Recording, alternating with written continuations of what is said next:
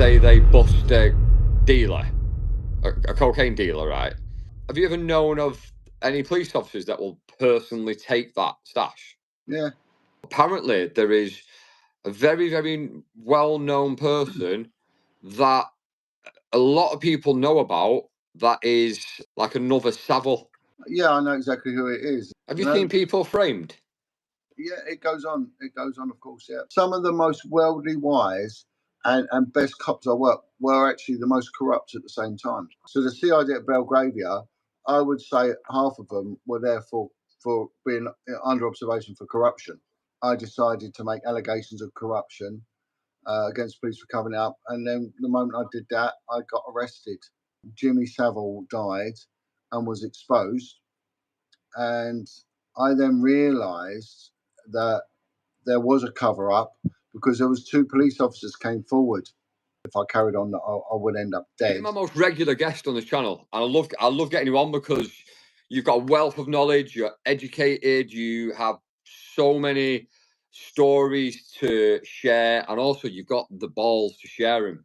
I love getting you on and speaking about all these different types of things. I want to know your experience of being in Scotland Yard, and more importantly, what happened at the end and why did you leave Scotland Yard? Did you choose to leave or was you forced to leave? It's always my choice. Always my choice. You need to know the whole story of it, and then it'll make sense. Was it the Met Police then that you were pushed out of?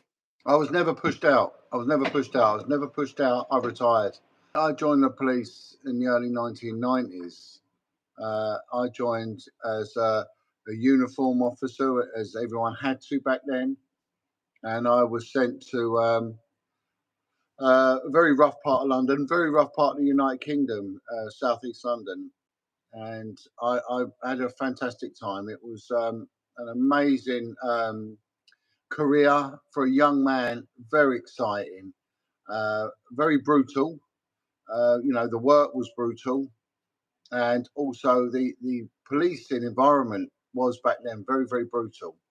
So if you go on about bullying in the workplace, well, you should have joined the police back then. You really, you either sank or you swam, But for me, I found it really funny. So whatever they did to me, and they did some appalling things to me, as they did to everyone, the more they did to me, the more I found it funny. I loved the banter. It was very unpolitically correct. Whatever was different stood out. You got hammered for it. You just got well. Everyone got hammered, you know. And I just really enjoyed it, And I worked with great people. But the thing is with policing, the shift pattern was so tough. I mean, the human rights, ECHR and all that wouldn't allow the shift pattern now because it was very brutal. And what it was designed to do was basically keep you knackered all the time. But it was very antisocial, the shift pattern. So you couldn't really arrange a social life because if you did, it would be disrupted. So you ended up just hanging around with police officers. And also they gave you somewhere to live. So it was very cheap to live. They gave me a place to live, which cost, in central London. I was living in a place called Deptford, quite a rough part of southeast London, next to Peckham, and I had a room in a building, and it cost £4 a month. £4 a month, and I was with other young coppers, and it was just crazy times. It was a lot of drinking, a lot of bad behaviour, but you ended up your world got very small very, very quickly, and it became a them and us. So the criminals against you, and all you ever dealt with was criminals. So you become very blinkered very quickly, and you saw a very negative side of life that was so concentrated, and it was consistent. So you didn't really see the nice side of life at all. It was gritty, raw, and it changed you. It changed you very, very quickly, and you started dealing with death. And there's something about a dead body that you'll never forget. Firstly, the smell. My first autopsy I went to was just the most appalling thing I've ever witnessed and ever smelt. It was a smell. It was just vile. That's why when you get people that are into necrophilia and how they do it, I'll never know. It instantly makes you sick, and it's something you never forget. But also, the vibe of a dead body, it's weird, but it changes you when you start, because as an officer, you have to interact with that dead body. You've got to search it because you don't know how that person's died. So you will then have to search for stab wounds or gunshot wounds, because it could be a sudden death, or it instantly could turn very quickly into a murder. And there's been quite a few cases that we see in the press where police have neglected their duty because they pull it down a dead body as being. One of them was the gangster John Palmer, Mr. Goldfinger, and whether this is corruption or it's just ineptitude, but the officers thought he just died due to complications, relating to diabetes and the heart, and he hadn't taken his medication. But actually, they looked carefully. There were gunshot wounds and everything else going on with his body, but they didn't bother checking. So you had to check the bodies, and that's if you're privileged enough to deal with a fresh body, because a lot of the time they're not fresh. They could be there months or weeks, and it's appalling. Anyway, so that sort of changes you. You get isolated from your family and friends very, very quickly, and the police becomes your life, and you become a bit of a snob as well, because you look down on the people that you're policing, but you don't tend to deal with nice people. You just tend to deal with the same shite, really, day in, day out on these big high-rise estates, and it's chaos, and it's intergenerational chaos, and it's an underclass. They hate you, you hate them, and when you turn up with something, it was a case of who could get the first punch in, and it was as brutal as that. They expected it to be hit, and you expected them to try and hit you. So you turn up and they'd be waiting. Well, you're going to have a go, and it just ended up in like a school fight every single day. My first posting, it came to a premature end because I got in a lot of trouble. A lot of trouble. I didn't know the rules. I was very well liked. I was very keen. I was very busy, and I just got caught up in bad behaviour, really, and it all went very, very wrong very quickly for me. You got caught up in bad behaviour? Yeah. Oh, well, everyone. Can you give some examples? Like, some guys had got in with some of the gangsters. There was quite a few on cocaine. Police? Yeah. That become more when I got into CID. That was big when I got into CID. It never been my thing, but there's a lot of violence against prisoners. There was all sorts of low level sort of bad behaviour. But I mean, my what I got caught up in was, and it's all in my book, but it was naivety more than anything else. And back then, stuff got squared up very quickly. So it's just because I didn't know how it worked, how the system works. And basically, the police own you. They own you at work, and they own you in your private life, because the police regulations are highly intrusive. So there's not much you can or can't do without them giving permission to it. You couldn't get caught up in any crime, really. But I mean, drink drive was a given. Everyone was drink driving. They're breaking the laws that they're supposed to enforce. All the time. Well, yeah, but in any job you do that, don't you? I mean, whatever. If you work in a restaurant, and food gets dropped on the floor, they throw it away or they put it back. I was a chef for 20 years. Do you know what I mean? So it's do people take stuff home that they should be selling? Of course they do. And if you're on a building site, do you come in late and go home early? In the police, you couldn't do that because it was regulated. Say when the police will, let's say they bust a dealer, a cocaine dealer, right? 2 cops bust him, arrest him, and then he's got like a stash. Have you ever known of any police officers that will personally take that stash? Yeah. When you're dealing with some of the high-level multi-kilo importations, it gets sprayed, and it gets sprayed with smart water, and it gets done so it doesn't go back into the criminal system, because the property goes through many, many hands, not just police hands, but civilian hands. and corruption is throughout the whole food chain, as it were. So you may well have someone in the property store. That was a big one really for big one for corruption to come in, because the audit trail can stop with the property manager. And if you've got, say, a kilo of heroin back in the 90s could be worth anything up to £70,000.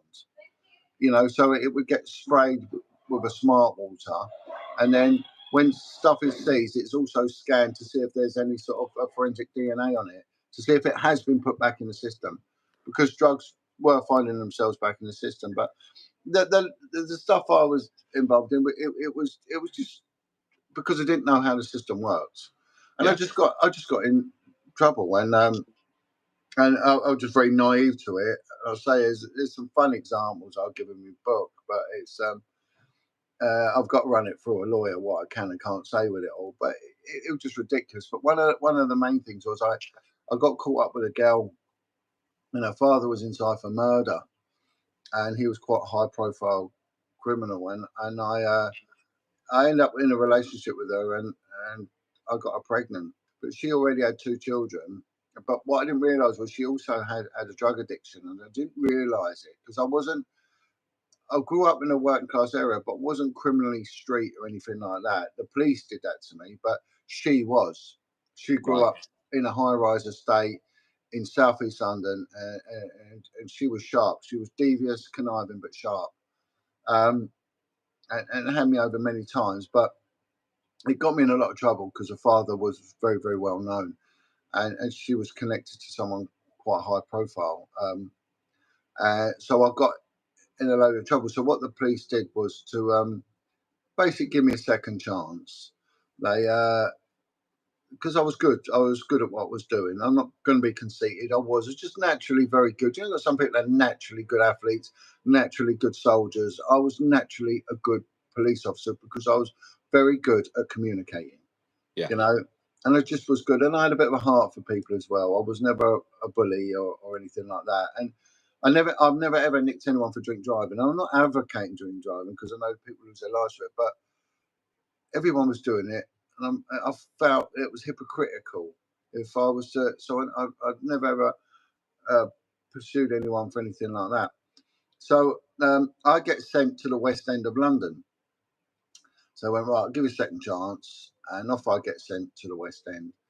And this is where I sort of get caught up with the CID. Now, I went in the mid-90s to a police station. I went from southeast London to a police station called Belgravia in sort of quite a posh part of the West End. That's where Ghislaine Maxwell lives, isn't it?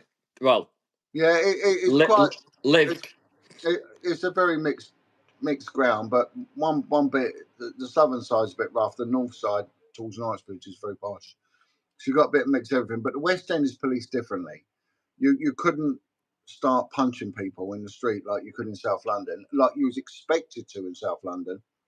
They would stop and they would talk to people, whereas before we never did. We just jumped out and jumped on them. But there, it was more of a human approach to it, and that I struggled with for a little while. But at the same time, I got sent to Belgravia. The commissioner at the time, Sir Paul Condon, he had pressure put on him from the Home Office to start to deal with endemic racism, corruption, and all bad behaviour in the police. So he decided to have a purge on corruption. So any officer that was under investigation on any policing unit within London, detective-wise, got sent to Belgravia. So the flying squad officers that were under investigation, some of them were in investigation for big bad stuff. Regional crime squad, which was higher than the flying squad. These detectives that were accused of being involved in sort of serious organised criminality. And bear in mind, some of these are tough guys as well. We had a lot of majority of the people we worked with were ex-military. There were some good sportsmen, some good boxers. Some that would have been pro, and there were a couple that were actual pro fighters, rugby players. And hard men. Guys that come out the army, the Royal Marines, and special units, and they end up get in on these squads because that's the sort of caliber they wanted. They wanted guys that were as hard as the villains, you know. And they definitely would one for one any tough gangster out there, without a doubt. You know, there were some seriously tough guys when I joined. But so all the corrupt ones, they decided to put me in one place where they could monitor them. So they sent them to Belgravia, which is the most modern police station they built. It was technologically more advanced from the old Victorian ones because it had swipe card access to the gate, so they could monitor who came and went. And I got sent there at the same time they sent all the corrupt officers. And what happened was that my file got sent over, and because I got moved very young in service, I only had 2 years service. They thought it must have been a typing error because my hair was going grey as well. So they thought I had 22 years service. So I was quite quickly sponsored into the CID, right? And because I come from a tough nick as well, it was like get him in the CID. And I ended up on what's known as a beat crime squad. So it was my first taste of detective work, and I just loved it. And I did very, very well. But some of these guys were, you know, they were rotten to the core. If you had to put it in like a percent, what percentage of police officers that you work with in your time would you say are corrupt? I couldn't tell you, but there was places I worked where I never come across corruption at all. Whereas Belgravia, you've only got to read books on police corruption, and it was the most corrupt police station in the country at the time. So the CID at Belgravia, I would say half of them were there for being under observation for corruption, Wow. because they were sent there. So it was a huge concentration of officers accused of corruption. So they put all the bad apples in one barrel. Some of the most worldly wise and best cops I worked were actually the most corrupt at the same time, which seems very ironic. Yeah, how does that make sense? Like make that make sense to me a bit more. Because these are very career orientated minded people, and no matter what, they're going to get their goal. They called it the Ways and Means Act. There's always a way and always a means to get someone, and it's called honourable corruption. Right, it's classed as honourable corruption. So rules would get bent, but the real busy coppers tended to be the most aggressive and would have that little air of corruption attached to them. And some of them were brilliant, were absolutely outstanding coppers, but they've been professionals. So they've been in elite units, such as, you know, the flying squad, such as the regional crime squads. And these were tough armed guys as well, you know, and there were certain practices that went on. Have You you know, seen people framed? yeah, it goes on. It goes on, of course. Yeah. And it was pretty much a daily thing. But Why? you just how it was. But I've never seen an innocent person stitched up. I've never witnessed an innocent person stitched up or beaten up, and I've never really witnessed institutional racism or homophobia. With the corruption, sometimes it gets endemic and it becomes just a way of operating. One of the and again, I'm not going to put myself on scene with anything here, but I'll give you third party examples. So there's when you get terrible housing estates, you'll get about 5 families that cause chaos for everyone. They make everyone's life a misery, and there's every chance with a bad family, the father, the uncle, or whatever has been in trouble with the police as well. So it's an intergenerational thing, and it just causes misery. You know, there's nothing good in it. We call them scrotes, and so if there was a scrote that was misbehaving, you'd come in and there'd be a meeting. Right, this guy's coming to notice. We think he's doing Class A drugs now. He's probably behind all the burglaries. Go and sort him out. So you'd go to work. You'd go around and you'd find them. Now, if you catch them in the act of something, brilliant. You know, they're screwed, but that can be very labour intensive. You might need a surveillance team, you know, behind them, which is incredibly time consuming, expensive, and it's hit and miss, right? But so One guy was causing chaos, and he gets stopped. And the officers, what you'd have was called the happy kit, and it'd be kept in a drawer. And where I work would be no different to any other nick. And that would consist of a lump of cannabis, a knife, right? So they would be given a choice, right? You have the cannabis or you have the knife. And one guy was like, "No, I'm not having any of it. You know, you can get stuffed. I'm not playing that game." And the next thing, a WPC is called for. Again, this is all hypothetical. She turns up, and in front of everyone in the street, she starts screaming, "He's just touched my tits." And then someone says, "Yeah, I saw that." And then someone else says, "Yeah, I saw that." And I said, "Right, you're under arrest for sexual assault." The guy will then elect, "Oh, give me the cannabis then, or give me the knife." "Well, you got to sign for it." Yeah. But they didn't want to be what it's called nonsense. You know, so you have a choice. You have the cannabis, you have the weapon, or you get nonce. It's up to you. You know. I want to talk a little bit more. I want more of an understanding about the. You know, you said it's not the innocent that would be framed. So I want to get No. more of an understanding of that. So am I right? If you've got someone who you know is guilty of a crime, but you can't prove it, is that when you'd frame them? Yeah. And the other thing, what you got to understand is informants, right? Informants, Brasses. right? They're a massive part of the detective's toolbox. Informants, and everyone was grassing on everyone. So you would have an informant in every camp, and once someone's nicked, once you've got them, bear in mind you've now got once someone's nicked, you've got to go through the court process. So you've got to prove it beyond a reasonable doubt, unless they admit to it. So if they haven't done it and this person haven't done it, there's a good chance people do get stitched up, but there's a good chance that the court process will weed them out. But if someone's admitted to it, then there's not much they can do. They admit to it, there's no trial, and they get convicted, and that's that. But you know, once someone's arrested and you get them in there, and they've done quite a bit in the past, they've got what we call previous. Then you go to work on them as an informant. You start recruiting them. Right? Okay, let's help each other. You know, you're not getting out. We can give you a huge reduction in your sentence. So that if they admit to it, they're going to get 30% off. If they become an informant, they're going to get, well, they could get up to 80% off. You know, Wow.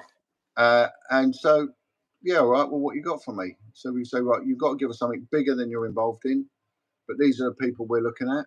Yeah, okay, I'll go to work on them, and they'll go to work for you. And when that person gets nicked, you pay your informant. I ended up an offer of a job came out, which was like the best job anyone could ever have anywhere in the world in policing, and that was on the River Police, the what's called Thames Division, working on the boats. It's the oldest policing in the world. First police force ever was the Marine Police of London. I applied for it, and it was the most heavily subscribed policing job I think ever. It was 2,000 people would apply for one position, and I got one of the positions. It was just, Fair play. you know, no real boating experience, and I got it. And I went to work on the river, and it was just a whole new world. And they trained me to drive boats. I could drive boats of all up to the size of a ferry, a passenger ferry. You know, Captain Wedger. yeah, of the Met Navy. You know, and I got partnered up with a guy who was a very well respected, well former member of the Special Boat Squadron. He was my partner for quite a few years on the river, and he was an exceptional individual. And I think they're making a film about this guy at the moment. Actually, he's Oh no way. yeah, he's a bit of a hero in that sort of circle. And yeah, he was, you know, an incredible fighter. I mean, you know, he'd take 10 men on this guy. He was just a machine. You know, I wanted to be an investigator. You know, and because it was the Thames is tidal. And it's the police station on the Thames, it gets classed as a port. And when it's classed as a port, you have to have customs, and you have to have a special branch posted there. So there was this floor on this station, which was kept it was Wapping Police Station in the Hartley East End, first police station ever in the world. It's a beautiful place, and they had an intelligence unit which dealt with some really sort of secretive stuff. And the sergeant on there, the detective sergeant on there, was probably one of the best guys I ever worked with. He was just good, all round good. You know, just typical of the people I went on to sort of really respect. They always had a hard element to them. Coppers don't tend to moan because we work such a appalling shift pattern. There was never an excuse. So at work, you might say, "I've got a cold, I've got this," and be like, "There." They didn't listen to any of that. It was, as far as I'm concerned, all bullshit, and you was punished for it, you know, and you wasn't respected. So sickness was seen as weakness, lateness was inexcusable. But I was very bored, and I'm walking past this quite secretive intelligence office, and there's a window, and there's a banging on it, and the sergeant said, he said, "Come in, I need to talk to you." He said, I'm going to make you an offer. He said, "Come and work with me." I said, "Well, I'm attached to a team." He went, "I'll square all that up. Come and work. I need you. In fact, it's an order. You're coming to work for me." And I said, "Well, doing what?" He said, "Can't tell you at the moment." He said, "Because it's very hush hush. But you're going to be seconded to the Scotland Yard's." And I didn't even know really about that back then, you know. I didn't know what they was capable of or what they got up to. So he said, "Right, okay." So the briefing was, I got given my own secretary, right? So they gave me this woman who worked alongside me, did all my paperwork, and the sex offenders register had just come out in the 90s, and people had to register as a sex offender if they'd been convicted, cautioned, or served a prison sentence for offences, sexual offending against children. And they were all going missing, and they didn't know where they went. And so it came from very high up. We need to find these people, right? And the reason it involved the river police was that there were rumours that they were going to live on canal boats. This guy said, "Right, well, we know of two. We get intel from the prison." Now, what they do, the police in prisons, we put people into cells with people. We buddy up informants with other criminals. All the telephone calls, if you can monitor them, legally monitor them, because it's a private phone network called a PIN system. Can you tell me more about your involvement in the exposure of child abuse cover-ups? This is where it comes to. So Yeah. in 1 month, I was targeted to find two. I found 90. And there was also, within that, there was a conspiracy by one group to abduct and mutilate a child. My projected target, right, was to find two more PDF files living on boats in a month. That's what they thought would be a reasonable and maybe an overestimated amount to get, right? Because they found two through information from covert intelligence sources, grasses and things like that. So they expected me on my own. Maybe I might not be able to find two, but if I could, it'd be a good thing. In 1 month, I found 90. And it put shockwaves through the whole investigative community that targeted these individuals. So much so that I then ended up in another level of policing. It got escalated, and I got introduced to what I'd say was pretty much the intelligence services. And on occasions, we did link in with the intelligence services, and I got shown a level of covert policing that I didn't know existed. And these were people that were set up to safeguard this country against these people. And the level of information they had was unbelievable. And this is when the guys that I would link in with, we would have these covert meetings, right? Usually in airports. Sometimes they'd be in like containers on airfields, and it was very covert, very secure, and you know, I'd have to sometimes go through like the customs checks, you know, like on a going into airport to get into these places, and I'd meet up with intelligence agents from all different agencies, and that we would share information about who's doing what and what methods they're using and who's involved. And these are guys that have been doing it for many years. They were superb. They were so on the ball with it. And this is where I start getting told about actors, comedians, singers, politicians. And it was at that point, I never had idolatry anyway. I never really idolized a singer or a footballer or anything like that. And definitely after attending these meetings, I would never, ever, ever idolize anyone ever again, especially in the sporting or the entertainment world. Never. Have you heard the rumor? Apparently, there is a very, very well-known person that a lot of people know about that is like another Savile, and it won't come out until he's dead. Have you heard about this rumor? Well, what about loads? You know, What, have you, like, names? Yes. I mean, I can't name them because I get sued, but you know, footballers, singers, loads. Apparently, one's a national treasure. Yeah, I know exactly who it is. Can I say mistletoe and wine and move on? Yeah, well, that's one definitely. That person has got convictions under their original name. They have, and I've seen their convictions. So, and it is of that ilk offending. So it's yeah, but people they won't believe it, and oh no, that's nonsense, that's rubbish. It's up to them. It's up to them. But as soon as they're dead, it'll be everywhere, won't it? Yeah. But the whole industry, that entertainment industry, is just awash with them. It's all ego driven and weirdness and version. But the political stuff is it starts having a sway on politics. So I got then sort of told about Pi, the PDF file information exchange political group that was annexed to the Labour Party and patronised by Harriet Harman, Margaret Hodge, and Patricia Hewitt.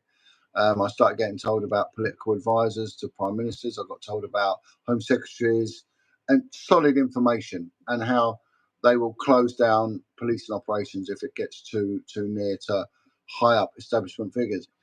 And I got warned about it. So I got some information coming. I become what they call a SPOC, a single point of contact for any PDF file on boats.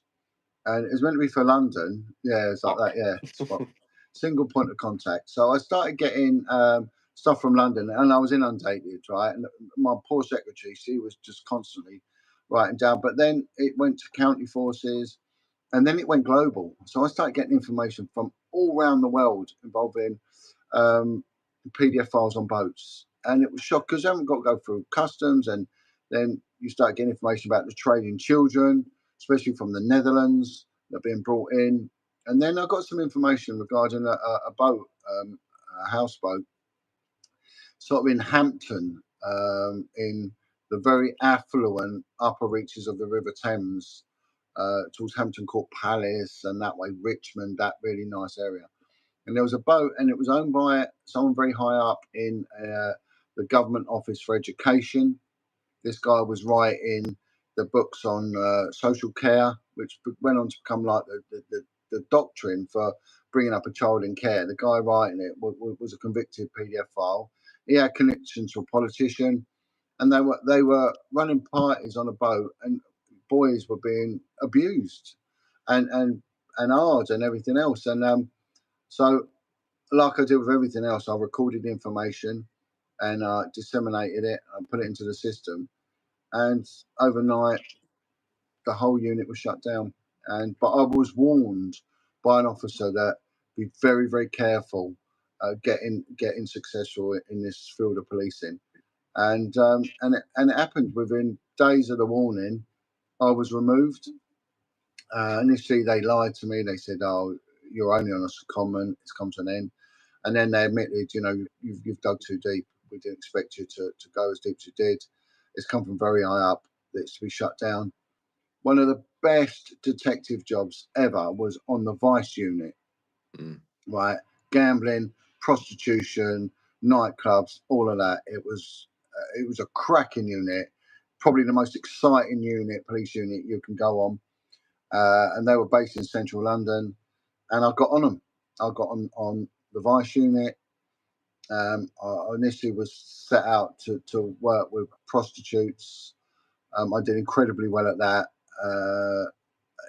I did exceptionally well, and I started getting some of the prostitutes working for me. So it was split between brothels and street prostitution, two different elements altogether.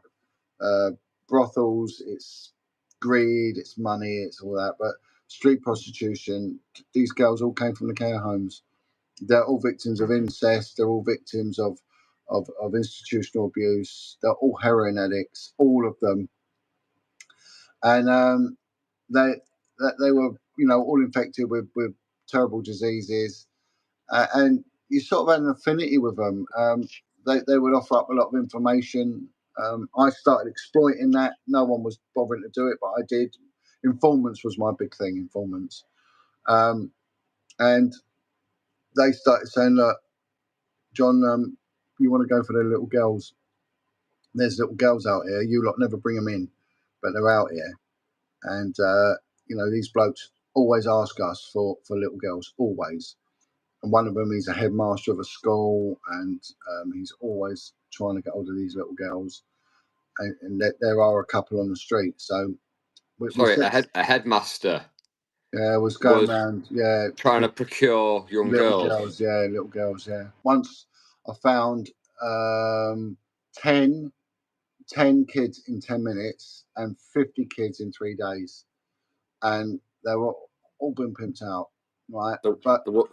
But they're involved. There was a judge involved. There were people involved in the entertainment industry. We had someone high up in the BBC involved. There was a police officer involved, and there was street level people involved as well. There were builders that were in London working that wanted to do it. They were being passed around crack houses, and some of these kids went missing and got killed. Two of them got murdered. Two of the girls got murdered. We hear about the grooming gangs and all that. We never hear about this thing. It was massive, and it involved politicians and all sorts of people, right? And that's the truth. So we and there was just two of us. There wasn't like these big squads like they had in Manchester working on it. There was two of us. It was me and a girl. And by this time, we were basically living on the street with these kids. That's how intense it got. I had kids at home. And my missus had left me by this stage, so my mum was helping me with my children. I got a little baby. My baby is 9 months old, and I'm hardly sleeping. I'm a functioning alcoholic. The girl I work with is the same. We were, but we had heart for these kids, and they were going missing, and we had to go and find them. There was yardies involved, Jamaican. We were about Kashmiri cab drivers. They were about Jamaican yardies. There were Jamaican gangsters involved in all of this, and none of this ever gets out. So I then appealed to the management for better staffing and to even have a car. We didn't even have a car that we could use. So I put a report on about the whole thing that was going on. So I put this report on and I put it onto the system and it gets deleted. Oh. Someone deletes it. So I put it on again. But I put it on late at night, so it stays on the system till the analyst comes in for the intelligence unit in the morning. And this person actually puts it on the system, so it ends up imprinted on the hard drive. And I managed to print off a copy of this report about who's involved, what's going on. And then by the time it gets then, disseminated to an intelligence briefing, the management hear about it, and I get summons to Scotland Yard, as it were, and I'm put before a very, very, very senior copper, very senior, and he turns around and says, "What the effing hell have you done?" And I went, "Well, what do you mean?" He went, "You can't never put this out." He said, This will destroy us, the Met Police, past, present, and future. This cannot and will not ever get out." And he said to me, "John, you have no idea who you're dealing with, right?" He said, "If this gets out, you're going to lose your home, your job and your children. You've no idea who you're effing with. Are you exposing people within the Met? The Met, the government, the court system, society. Figures in high power, police officers. Yeah, but not just police officers. Look, you expand it bigger than that. It goes outside of the realms of that. This goes into bigger society. And we had dozens and dozens and dozens of children. So I said in 1 week we found 52 kids, 52 in 1 week, 10 children in 10 minutes, all from care homes that are part of this huge racket in London. We hear about grooming gangs in Bradford, in Burnley, in Luton. When do we ever hear about a case in London? The most diverse, affluent city in the world. Yeah. Not one case. Do you know why? Because I was 50% of the unit that was dealing with it, and I got threatened with the loss of my home, my job, and children if I ever spoke about it. Now, there are police whistleblowers, but every one of these police whistleblowers who's spoken out did so whilst they retired. I'm not knocking them, they're brave, but they did it whilst they retired and got their pension. You were doing it while you were while I was working, yeah. Respect. And I was threatened with the loss of my home, my job, and my children. This was sinister. This was a threat. And the guy who gave it to me actually liked me, and he was begging with me, and he was saying to me, "John, please, this gets dropped now. You've no idea what you're dealing with." He said, "You will be thrown to the wolves." And he then went on to say, if I ever made a complaint of bullying, he said, rank never betrays rank. And he said, it will end up in the bin. It's going nowhere. He points to waste paper bin, went, that's where your bullying claim will go, in there. Did you ever fear for your life? Yeah. He told me, he said to me, you know, you're in a world of trouble. Yeah, you'll be thrown to the wolves, he said. You'll be thrown to the wolves. Technical issues here on Break the Ice. Right, Alan, let's just go into that. We'll be right back after these short messages. If you're interested in true crime, a variety of different thought-provoking interviews and real-life stories, then please check out the playlist on this channel. I'm still here. It's just, can you hear me? I can hear you. The operation got shut down, right?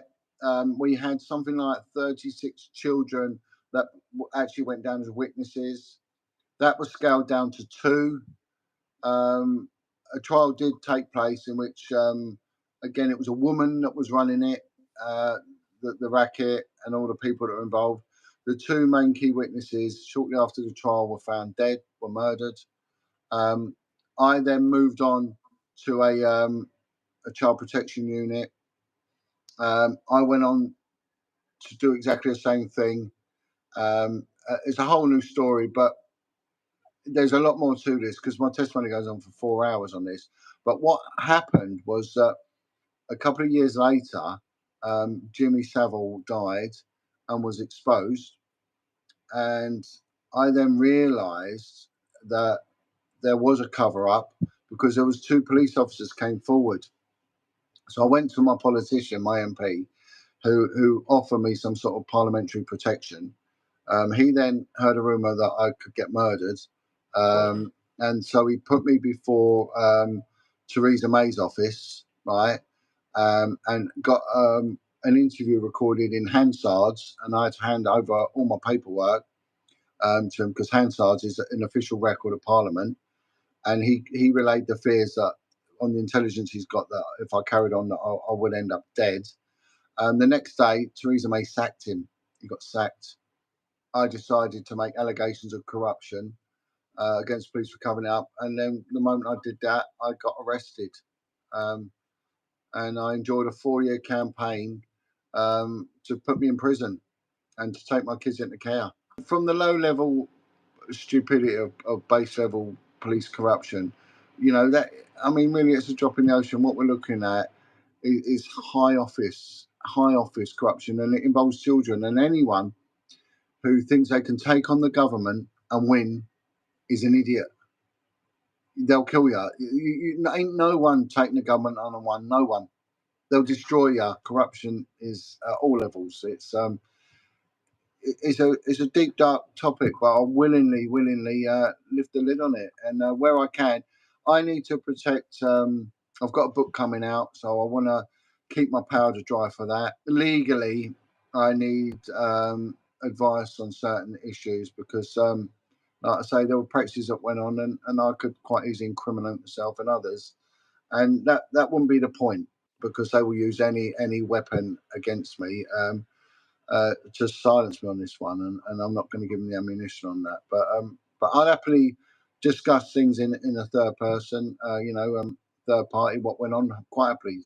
I want to leave it with this when we talk about corruption and police malpractice, right? Criminals aren't really at risk of corrupt, selfish, greedy police officers. Their risk comes from their own colleagues, their own colleagues in the criminal underworld, who inform on them. That's where their biggest risk comes from. Grasses. We all know where police are. We all know where to find them, and we all know what they're about. They're not.